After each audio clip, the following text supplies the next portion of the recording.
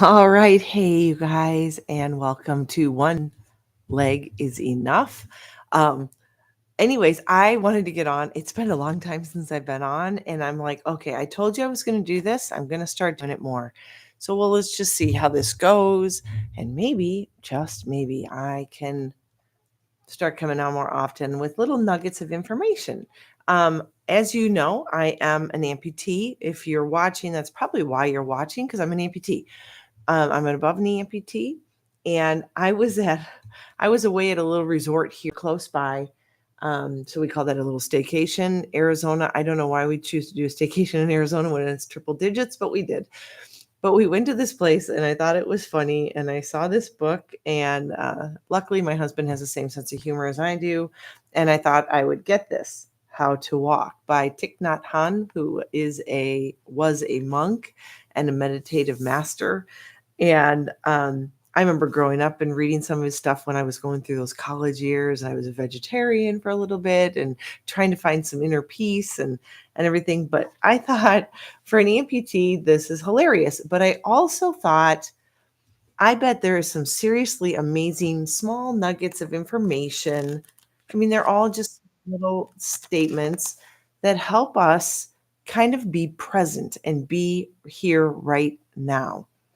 And a lot of times we as amputees really struggle to get comfortable in the new limb. And so, one thing that I have learned is sometimes we just need to take that one step at a time. That's why I say one leg is enough. Um, it's enough to do everything you want to do. You are not shortchanged by it. But I thought today, just a really quick live video, just to one, check to make sure my live stream was working. Two, if I could get anybody on and say hello to whoever comes on. But three, I thought this was just small little nuggets of information, how to walk. So if you are an amputee or you're someone who is struggling to walk, one of the very first pages I thought was just perfectly stated. So remember to take things slow. When you're a new amputee, taking things slow will help you do things step by step. It says here, the first thing to do is to lift your foot and breathe in. Put your foot down in front of you, first your heel, then your toes, and breathe out.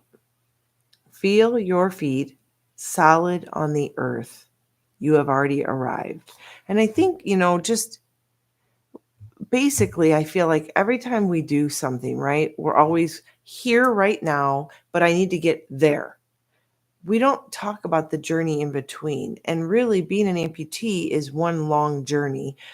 Just like going to the store can be a full journey, every step from getting out to the garage, getting into your car, driving there, getting out of the car, and walking.